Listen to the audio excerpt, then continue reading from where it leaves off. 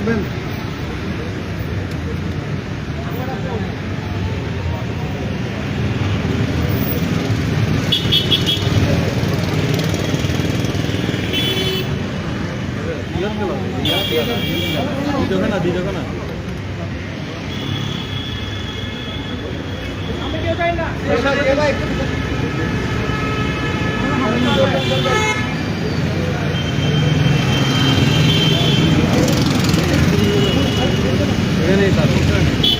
ঠিক আছে,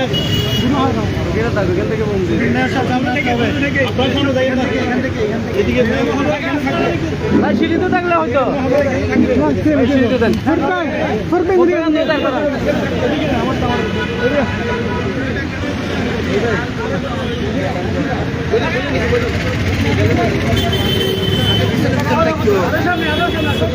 আরো এদিকে মেহমদয় আরো এদিকে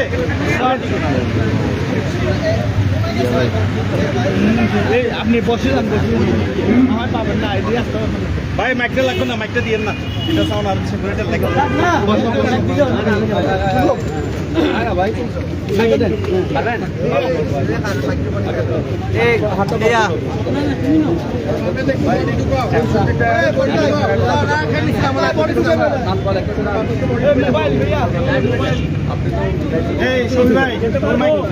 মাইকটা লাগবে না, লাগবে না।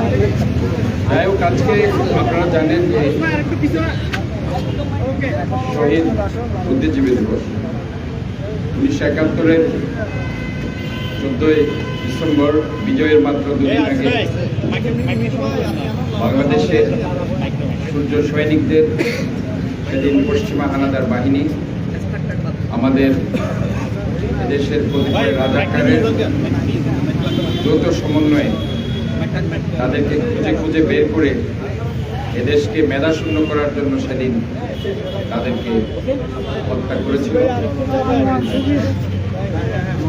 আজকে সেই শহীদুল্লাহ কায়সার কিংবা জহির রায়হান বা ডাক্তার আব্দুল আলিম কিংবা গোবিন্দচন্দ্র সহ যারা সেদিন দেশের জন্য প্রাণ দিয়েছে, যাদেরকে সেদিন হত্যা করে মেধাশূন্য করা হয়েছিল জাতিকে, আজকে আমরা মনে করি যে সূর্য সৈনিকদের সেই আশা আকাঙ্ক্ষা, সেই বাংলাদেশ যে একটা বিজয় হয়েছে, স্বাধীন হয়েছে, স্বাধীনতার যে মূল মন্ত্র ন্যায্যতা, সাম্যতা, মানবাধিকার, মানবিক মর্যাদা, সামাজিক ন্যায় বিচার, আমরা মনে করছি এখনো সেটা প্রতিষ্ঠিত হয়। আমরা মনে করি যে বাংলাদেশের লাখো শহীদের রক্তের বিনিময়ে অর্জিত যে স্বাধীনতা বিজয় আমরা সেদিন অর্জিত করতে পারব যেদিন মানুষ তাদের মৌলিক অধিকার এবং গণতান্ত্রিক অধিকারগুলো তারা ফিরে পাবে। এই লক্ষ্যে আমরা মনে করি আগামী 12ই ফেব্রুয়ারি যে নির্বাচন, সেই নির্বাচনটি আমাদের জন্য অত্যন্ত গুরুত্বপূর্ণ। কারণ বাংলাদেশের ইতিহাসের মোদ্দা কথায় 2001 সালের পর থেকে একটি সুষ্ঠু, সুন্দর, নিরপেক্ষ নির্বাচন এখনো পর্যন্ত মানুষ দেখেনি। 2008-এর নির্বাচনকে অনেক সময় আমরা সেটা বলি একটা নির্বাচন, কিন্তু সেটা একটা নির্বাচন, কিন্তু এখানেও একটা সূক্ষ্ম কারচুপি আমরা দেখেছি সীমানা নির্ধারণ করতে। আমরা যদি 2014 সালের নির্বাচনের কথা বলি, সেটা ছিল একটা ভোটারবিহীন নির্বাচন। 2018 সালের নির্বাচন দিনের ভোট রাতে হয়েছে। 24 সালের নির্বাচন আমি তুমি ডামির একটা নির্বাচন হয়েছে। কাজেই বাংলাদেশের মানুষ তাকিয়ে আছে আজকে 2024 সালের জুলাই আগস্টের ছাত্র জনতার যে গণ অভ্যুত্থান, তাদের যে রক্তদান, তাদের যে স্যাক্রিফাইস, এই স্যাক্রিফাইসের মধ্যে দিয়ে 2026 সালের 12ই ফেব্রুয়ারির নির্বাচনের দিকে সবাই তাকিয়ে আছে, যাতে এই নির্বাচনের মধ্যে দিয়ে জনগণ গত 16-18 বছর যে নির্বাচনের নামে তামাশা দেখেছে, নির্বাচনের নামে সেখানে নির্বাসিত করা হয়েছিল, সেখানে নির্যাতন করা হয়েছিল, সেই নির্বাচন মানুষ অংশগ্রহণ করতে চায়। সবাই মিলেমিশে একসাথে একটি উৎসবমুখর পরিবেশে কাঁধে কাঁধ মিলিয়ে একটা মানুষ তাদের ভোটের অধিকার প্রয়োগ করতে চায়। মানুষ তাদের গণতান্ত্রিক অধিকার ফিরে পেতে চায়। যে জন্য আমার এই শহীদরা, এই বুদ্ধিজীবীরা সেদিন প্রাণ দিয়েছিল একটি লাল সবুজের পতাকার জন্য, একটি 55,126 বর্গমাইল অধ্যুষিত একটি বাংলাদেশের জন্য।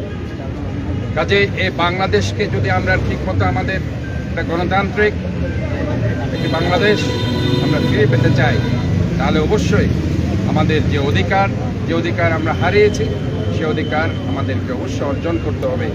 আগামী 12 ফেব্রুয়ারির নির্বাচন সবাই মিলেমিশে উৎসবমুখর পরিবেশে আমার ভোট আমি দিব, যাকে খুশি তাকে দিব, সেই গণতন্ত্রকে সেদিন তাদেরকে আবার সমুন্নত করতে হবে। এই ভোটের অধিকার প্রয়োগ, গণতান্ত্রিক অধিকার। কাজে আজকের এই যে 14ই ডিসেম্বরের আজকের যে মর্মক কথা, সেটি হবে যে শহীদের রক্ত কখনো বৃথা যেতে পারেনি, কখনো বৃথা যায়নি। 1971 যেভাবে যায়নি, 1990-তে যেভাবে যায়নি, গত 16 বছরে যেভাবে যায়নি, 2024 সালের জুলাই আগস্টে যায়নি। ইনশাআল্লাহ আমরা মনে করি এই শহীদের রক্ত বৃথা যাবে না। বাংলাদেশে আবার একটি গণতন্ত্র সূচিত হবে। মানুষ তাদের মৌলিক অধিকার, গণতান্ত্রিক অধিকার ইনশাআল্লাহ তারা ফিরে পাবে। একটা প্রশ্ন ছিল, স্বরাষ্ট্রমন্ত্রীকে ইদানিং হচ্ছে অস্ত্র নিয়ে প্রশ্ন করলে পেঁয়াজের প্রসঙ্গে চলে যাচ্ছে, নির্বাচন প্রসঙ্গে, এটাকে কিভাবে দেখছেন বা কিভাবে?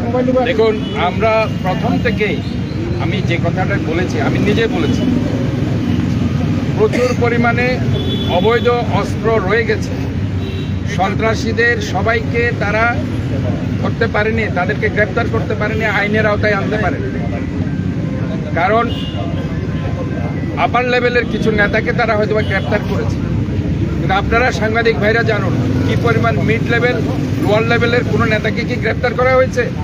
যাদের হাতে আমরা জুলাই আগস্টে এবং গত 16 বছরে আর্মস নিয়ে যেসব আওয়ামী যুবলীগের ক্যাডারদের ঘোরাফেরা করতে দেখেছি, যেসব সন্ত্রাসীদের ঘোরাফেরা করতে দেখেছি। এবং সেখানে আরেকটি কথা আমাদের মধ্যে আসে যে আমরা যখনই কোনো সন্ত্রাসীকে ধরতে বলি, অ্যারেস্ট করতে বলি, আলটিমেটলি গিয়ে সেই সন্ত্রাসীরা কোনো না কোনোভাবে পার পেয়ে যায়। তাই আমরা মনে করি যে সন্ত্রাসীদের কোনো দল থাকতে পারে না, কোনো ধর্ম থাকতে পারে না। সন্ত্রাসী তাদেরকে গ্রেপ্তার করতে হবে। এখন আমি মনে করি যে নির্বাচন সামনে হচ্ছে, এই যে সময়ের মধ্যে যে দলের যে সন্ত্রাসী থাকুক না কেন, তাকে গ্রেপ্তার করে আইনের আওতায় আনতে হবে এবং নির্বাচনের একটা সুষ্ঠু সুন্দর পরিবেশ সৃষ্টি করতে হবে। আপনি যে কথাটি বলেছেন, কখনোই সেটা উচিত নয় একটা উচ্চ মহলের একজন উপদেষ্টার কাছ থেকে আমরা সেটা কখনো আশা করি না। আমরা আশা করি যে দায়িত্বমূলক বক্তব্য, সে যে উপদেষ্টা হোক না কেন, যে মন্ত্রণালয়, তাকে সে দায়িত্বমূলক কথা সেখানে বলতে হবে। কেউ যদি বলে যে কোনো জায়গায় চাঁদাবাজি হচ্ছে, কারা চাঁদাবাজি করছে, এটা অবশ্যই ওনাকে সেটা জনসমক্ষে আনতে হবে। সেখানে সাংবাদিক ভাইদের সামনে নাম বলতে হবে যে অমুক দলের অমুক করছে, অমুক দলের অমুক করছে, দিস ইজ মাই এভিডেন্স, এই এভিডেন্স দিলাম। তখনই আমরা বুঝতে পারবো যে তারা সত্যি কথাটি বলছে। এখন তারা এমনভাবে কথা বলে মনে হচ্ছে আরেকজন করছে, আরেকজনের উপর দায় চাপিয়ে দিচ্ছে। এই ধরনের আমরা সংস্কৃতি চাই না, এই ধরনের কোনো কালচার আমরা চাই না। আমরা চাই যে মন থেকে তারা কিছু করুক, তারা এই বাংলাদেশটাকে একটি দুর্নীতিমুক্ত, সমৃদ্ধশালী এবং ন্যায়ভিত্তিক একটি বাংলাদেশ করুক, যেখানে মানুষের অধিকারগুলো ফিরে পাবে। চট্টগ্রামে তো অনেক অস্ত্র লুপ্ত হয়েছিল 24 আগস্টের পরে, ঘটনার পরে, 5 আগস্টের পরে। আপনি মেয়র হিসাবে দেখুন, আমি বলেছি যে এই শহরকে আমি একটা ক্লিন, গ্রিন, হেলদি এবং সেফ সিটি, আমি বারবার বলেছি নিরাপদ শহর। আমি প্রশাসনকে বলেছি যেহেতু আমাদের এখানে নগর সরকার নেই, আমাদের এই চট্টগ্রাম সহ ঢাকা সহ বাংলাদেশের কোন শহরে সিটি গভর্নমেন্ট এখনো প্রতিষ্ঠিত হয়নি, যার কারণে আইন শৃঙ্খলা বাহিনী কমপ্লিটলি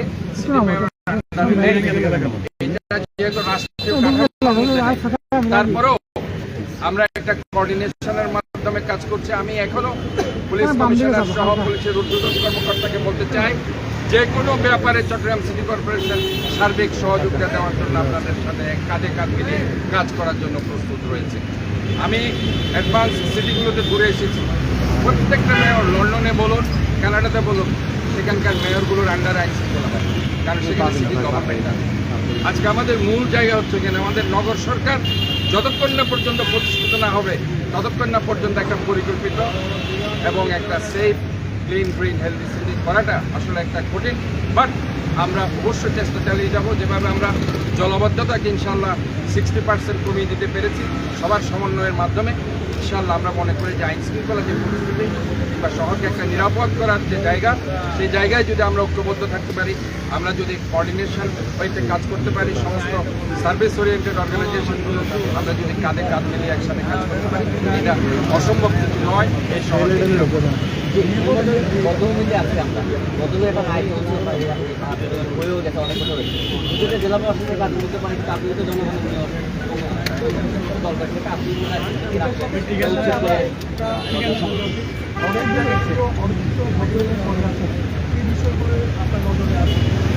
দেখুন, আমরা আগেও বলেছি, আমরা চট্টগ্রাম সিটি কর্পোরেশনের পক্ষ থেকে এই সব বদ্ধভূমি এখনও অর্জিত অবস্থায় আছে, আমরা সেটা রক্ষিত করব। আমরা আমাদের সামনে যে একটা নির্বাচনের জন্য আমরা অপেক্ষা করছি, কারণ রাষ্ট্রীয় কিছু বাজেট খুবই দরকার আমাদের। আজকে আপনি দেখুন, আমি যখনই কোনো একটা পিপিপি রেডি করে মন্ত্রণালয়ে দিচ্ছি, সেটা হচ্ছে না, কারণ সেখানে বাজেট সংকট রয়েছে। এবং গণতান্ত্রিক কোনো সরকার যদি না আসে, কেউ বাইরে থেকে এসে কেউ ইনভেস্ট করছে না। ইতিমধ্যে আপনি দেখেছেন আমি অনেক প্রকল্প হাতে নিয়েছি এই শহরকে সুন্দর করার জন্য।